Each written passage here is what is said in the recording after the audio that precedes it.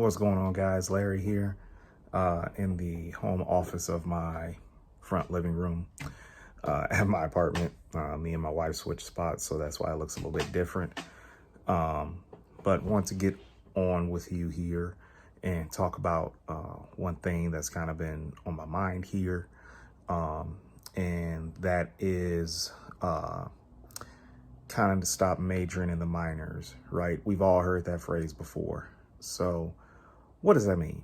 Majoring in the minors. So as a lot of you all know, or if you don't know, I'm using what can be considered an effort scale. I'm using reps in reserve versus rate of perceived exertion. That's something I have been following for quite a while.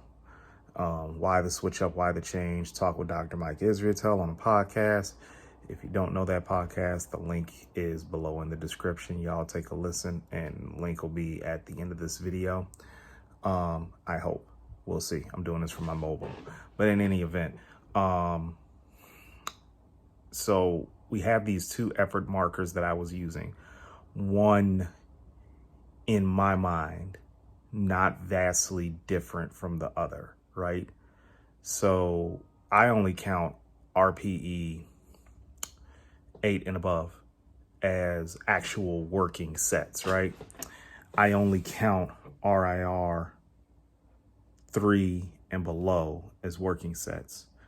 So for me, there's really no difference, right? Am I making any sense? So I'm just, and keep in mind, I'm doing it very bootleg style in regards to learning about RIR. So there's a whole macro cycle that I should plan out. There's a whole mesocycle I should plan out. And I will get to that. I will get to that. But what I wanted to talk to you all about today is that the particulars aren't inside of the program that you're trying to do. The true measure of the success of a program lies within the person that's executing said program. So say, for instance, you got 3 sets of 10 on a program. You go in, you just do 3 sets of 10. That happens more often than you think. I know a lot of advanced guys are laughing, saying, ha, ha, ha, that doesn't no, it happens. It happens. So there's no effort in those 3 sets of 10. Warm-ups, working up to a heavy weight, because conceivably you will do more than 3 sets of 10. That's why I'm glad a lot of these programs say X amount of work sets, X amount of work sets, X amount of work sets. And besides the number, they put work sets next to it to denote that this is a session, or this is a set that you will do high effort, high quality work in. Okay. Programs don't work unless you do. They don't. You can give the most well thought out, best program ever, but if somebody doesn't understand that a tremendous amount of effort is needed to be put into this plan, then the plan will not work. It will absolutely fail. And since I'm on the subject of plans, I'm just going to say it. Everything works. Nothing works forever, right? I've said that before. I'll stand by it a million times. You could take a routine out of Muscle and Fitness from 1975. And if you work hard at it, monitor your nutrition, get you some rest. I mean, hell, maybe even scale it up or down to you. Man, goddamn, you'll make some progress off of it. Because I've seen some halfway decent old school programs out there online. So,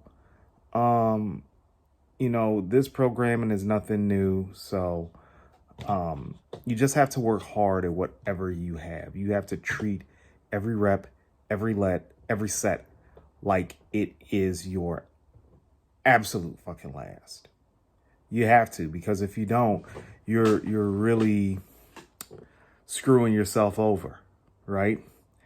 And if you train alone, the game kind of switches up because I train alone. And a RIR 0 is really an RIR 2, maybe 1. For the simple fact that I do train alone and I push to a safe failure, something where I don't feel like I am about to die under this weight, or anything where I have an extreme amount of trouble racking it back up. So I work to a safe failure, because the last thing I need is popped ligament in my knee. I've lived through that. I hated it. And I think I still have some issues with it, but you know, it's whatever. But I'm just saying, when you get a program, you need to work brutally, brutally, brutally fucking hard. So if you really want to major in any minors, major in the minors that are important, such as rep execution, making sure you account for weekly volume or your maximum volume every week. Don't go in without a plan, even if it's a halfway plan that you're kind of feeling out, right? Go in with something. All right, so you're not flying blind. Pay attention to your technique. Those are minors that you should be focusing on.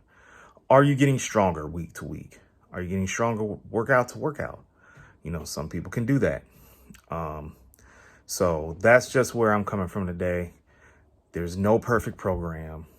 Stop trying to find it. Work within the framework that you have been given and work it to death.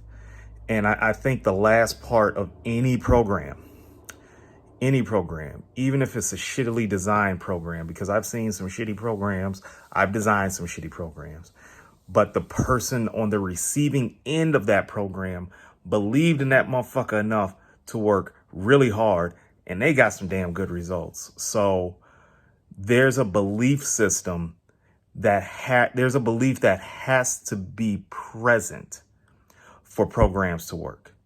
If you don't believe the program will work, if you don't, fuck what a textbook say. If you believe it'll work and you willing to work hard at it, it's going to work. Fucking period. So, that's all I got today, man. I just wanted to holler at you guys. Make sure you like and subscribe my videos. If you do like them, if you gain any value from them, I will put that link to the Dr. Mike interview inside the video description. And hopefully you guys take a listen to it. We got a part 2 coming up here soon. But thank you for watching the channel, guys. I truly appreciate you. And I look forward to bringing you some more training content. May film a workout tomorrow, may not. Tripod's kind of fucked up, but we'll see. All right, 1.